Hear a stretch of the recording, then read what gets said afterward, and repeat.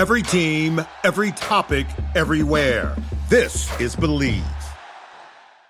What's up, family? Gerald the Bossman here.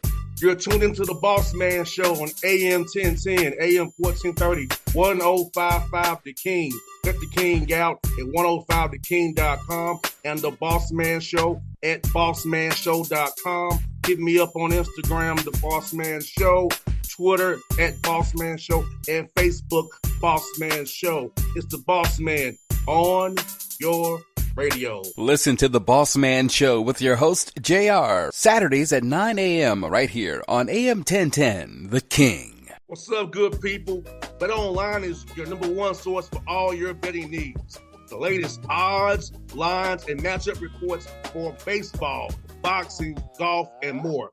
BetOnline continues to be the fastest and easiest way to place your wagers, including live betting and your favorite casino and card games available to play right from your phone.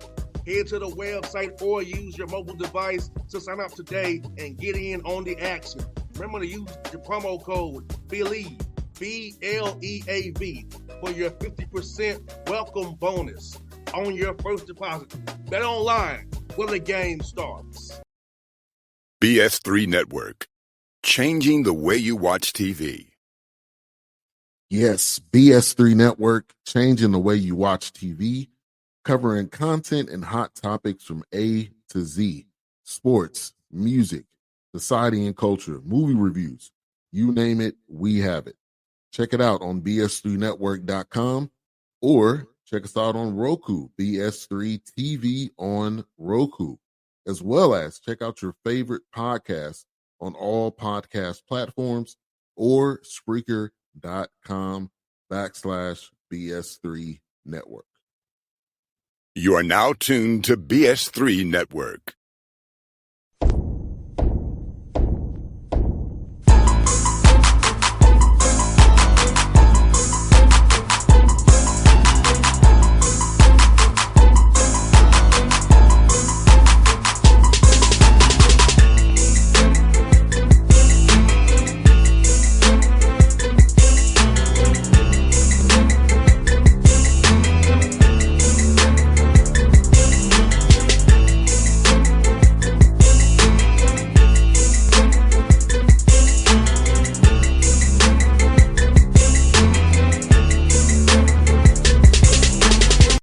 Back on the Bossman Show, we saw him in Atlanta at Lake Point Valentine with the Ramblers out at 18 Leo, Chicago. Drew, what's up, brother? Good to see you again, man. Yep, you too. You too. Thanks for having me on. No doubt, man. Drew, man, can't believe it, brother. You're going into your fourth season as the head coach, man. Has it all just been a whirlwind for you, my man? Yeah, it's been crazy. I mean, it feels like just yesterday I was having my first summer practice as head coach of Loyola, and now going into year 4. It's just it's gone so fast, but I've had so much fun along the way. No doubt, man. And for you, I know you had a tough 2023 campaign, 2022 campaign, but bouncing back. So how did you go about it with your staff to bounce back for another 20-win season? Second one is in your time with the Ramblers. So talk to me about that. Kind of coming back, self-evaluating, reevaluating things, and coming back stronger than ever. Yeah, I think we really just didn't understand in some regards what exactly our style of play, roster construction, culture, all of that, what that looks like as a team that's competing against the A10 night in and night out. I think you don't know until you're there, and I thought we did a better job in year 2 at building a roster that was the championship formula in a Loyola kind of a way. So we got back to playing our physical and disciplined style of defense. We got back to playing our unselfish brand and efficient brand of offensive basketball. And so I just think we did a better job of evaluating the newcomers we brought in, whether it was freshmen or transfers.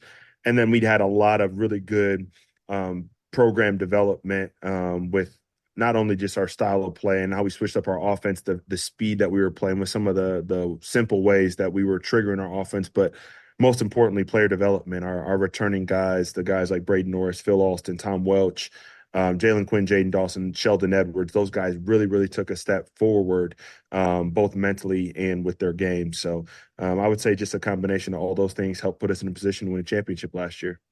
And Drew, you know what's good about it, man? Not many head coaches can say in their first 3 years ahead of head coach, 2 20-win seasons. So talk about that piece. There's been a young head coach knowing that, hey, I can do this, knowing that I have the right mindset, I have the right grounding to do this. So talk about that, because it's very rare that a young coach like yourself in the tough valley and 18, first 3 years of coaching, 20-win seasons. Yeah, I mean, I think I've obviously come into a situation, and I'm pretty self-aware. I've come into a situation where, the coaches before me really, really set me up in a really nice way. Obviously, Coach Moser as the head coach, and then the other assistant coaches, Brian Mullins, Danielle Robinson, Emmanuel Dildy, Matt Gordon. Those guys are the ones that laid the framework and groundwork of the culture here. And, it was kind of just my job, when I took over to not mess it up in some ways. So, it went from created by culture under Coach Moser to committed to the culture under me. That's our program's slogan. And, I've just really just tried to stay committed to that because those guys set me up in a really good way.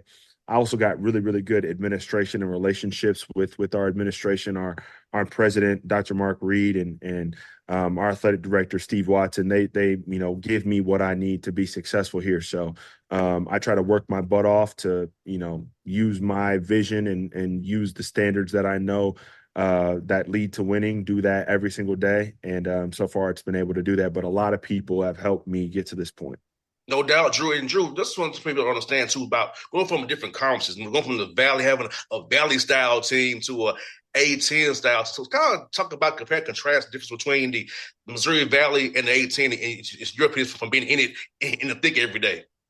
Yeah, I think the best teams in the MVC, or at least the ones that I was around, were ones that were kind of like chameleons. They were, it's so scouting heavy. It's so less about identity and more how can you have a bunch of different identities. And in the A10, it's more about the talent that you have, and then like what's your identity, and how bought in is your program to doing your identity at a championship level, championship standard every single night. Like, teams have, like, a Richmond has an identity.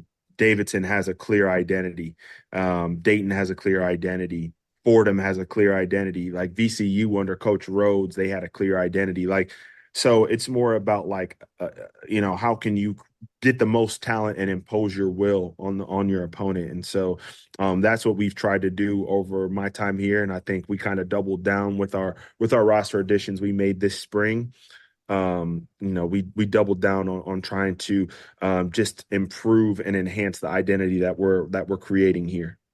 And Drew, I see you have 5 freshmen on your roster, and I know guys are trying to go be old and stay old. So for you, what makes you kind of Z the other way and bring in 5 freshmen to kind of having that pipeline as you're upperclassmen to age out and move on to bigger and better things, hopefully playing ball somewhere?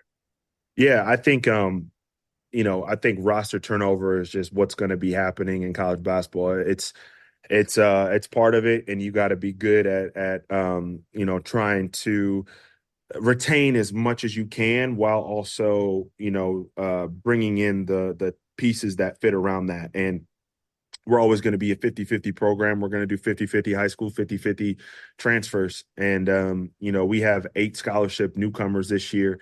4 of them are freshmen, 4 of them are transfers. So, that's kind of what I want to do. We signed 2 in the fall, and then we kind of didn't know what we were going to do because we knew we had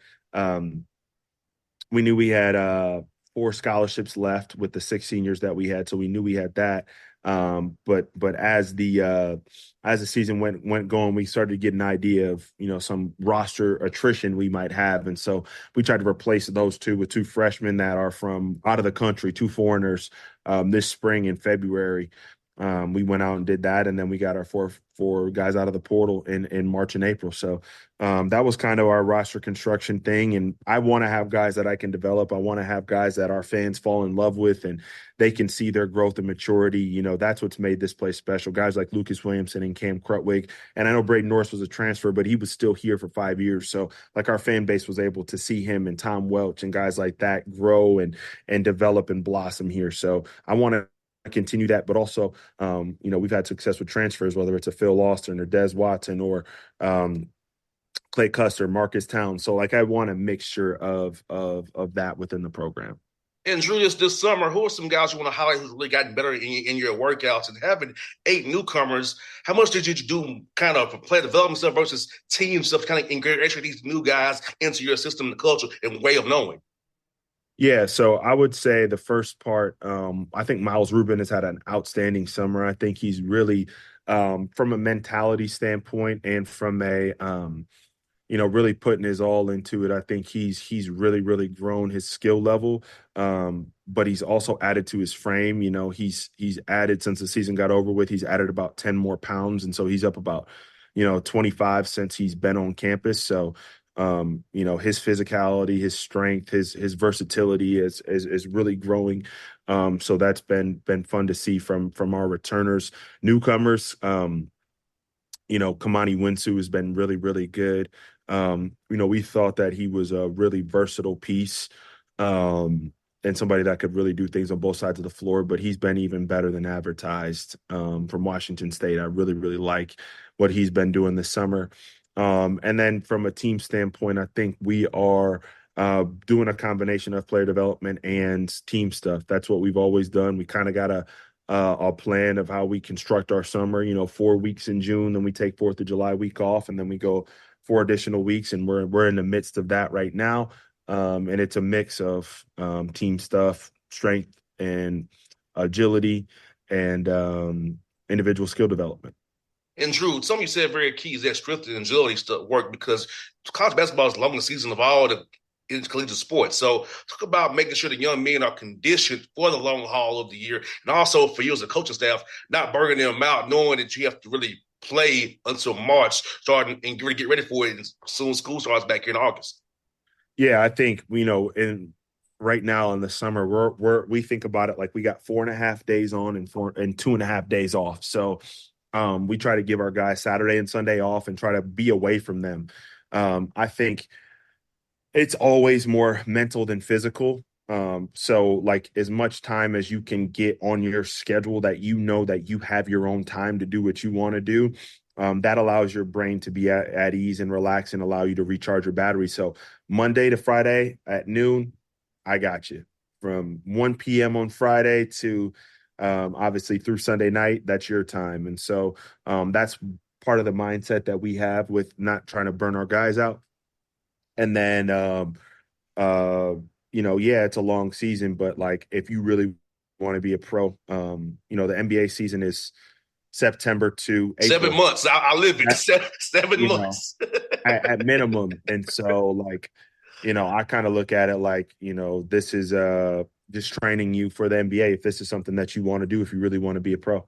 No doubt, 100%, man. You got that right. And to talk about, having a player-led team as well, man, having an upperclassman kind of teach the young guys about getting in extra work, whether it be in the weight room, getting up shots on your own, about coaches having the project to get shots up, and kind of having the locker room lead the team. And so you just kind of coach X's and O's, not coach the effort and work off the court. Yeah, that's always been important. It's been something that's cultivated. I don't think you can go into a room and just say, hey, you're going to be the leader. I think that those things from a newcomer standpoint, it takes time, and then it's cultivated within the culture. And I think that's been passed down is the older guys. They help out the younger guys. They don't just disrespect them or personally attack them, but they try to lead them and guide them and support them and let them know, hey, I was in your shoes one day, but this is the why. This is why coach is on you for it. And so Sheldon Edwards and Des Watson have been doing an outstanding job this summer at leading our team. No doubt. And Drew, for you, now, if some games non-conference you want to talk about it, you can discuss, please do. But talk about kind of, non-conference schedule, being in the 18, trying to get the right balance to get ready for the 18 and kind of not kill your team early. So to try to make the schedule just right and find the right matchups, right MCUs to test your guys before you get in that tough 18 play. Yeah, I think you want to have a mix of home games, and you want to have a mix of maybe going on the road, maybe going to a neutral site, and then you want to try to obviously put yourself in position with those games, whether they're home, neutral, or away, to put yourself in a position to be a at-large team. And so I think that's what we've done with our non-conference schedule is. We got some challenging games on the road and home and neutral, and we're playing obviously in the Diamond Head Invitational Classic in Hawaii over Christmas, and we're really excited about the opportunity to play nationally televised games when everybody else isn't, right? Like that's obviously it's going to be a hard trip, and I've talked to other coaches that have done it. And we know that it's going to be tough, but it's an opportunity for us to enhance our brand on national TV. At a time when we're the only college basketball games on, so we're really excited about getting the opportunity to play at the Diamond Head. That's one for you, Drew, man. Talk about Phil Austin playing in the summer league. I saw him a little bit out there. I was out there myself. I saw him out there playing for the Bucks. So talk about seeing that a young man you coach getting summer league an opportunity to show what he can do, and hopefully he'll be playing somewhere this season overseas or in the G League somewhere, showing what he can do for you guys, man.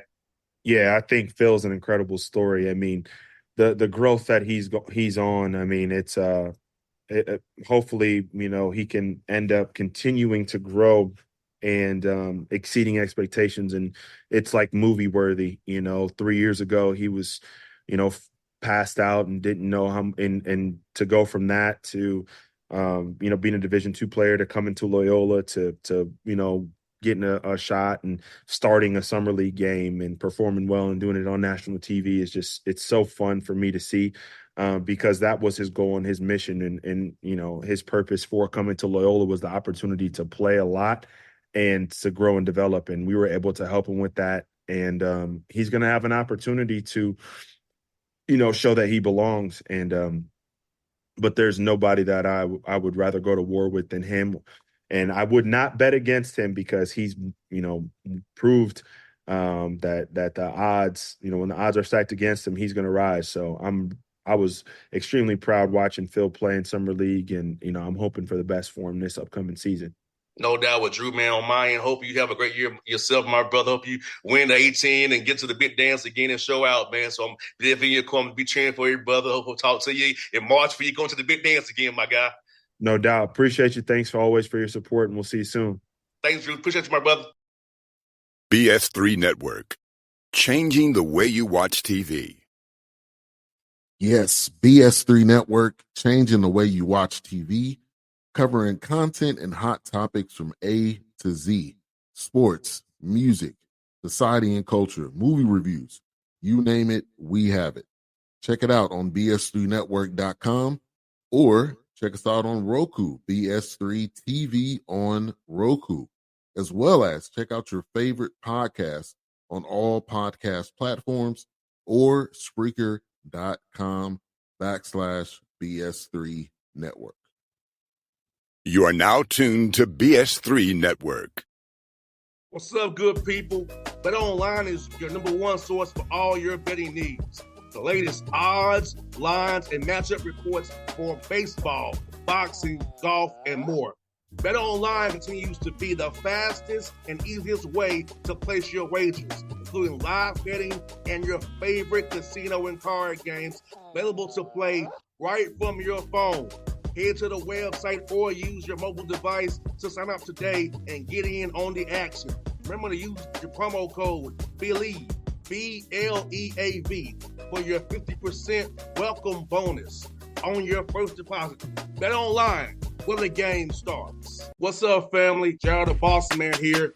You're tuned into the Bossman Show on AM 1010, AM 1430, 1055 The King. Check The King out at 105theking.com and the Bossman Show at bossmanshow.com. Hit me up on Instagram, The Bossman Show, Twitter at Bossman Show, and Facebook Bossman Show. It's the Bossman on your radio. Listen to the Bossman Show with your host, JR, Saturdays at 9 a.m. right here on AM 1010, The King.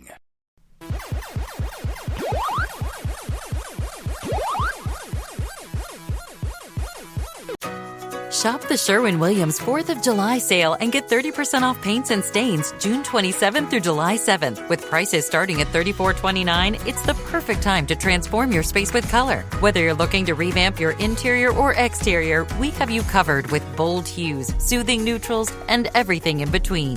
Visit your neighborhood Sherwin-Williams store or shop the sale online. Delivery available on qualifying orders. Click the banner to learn more. Retail sales only. Some exclusions apply. See store for details.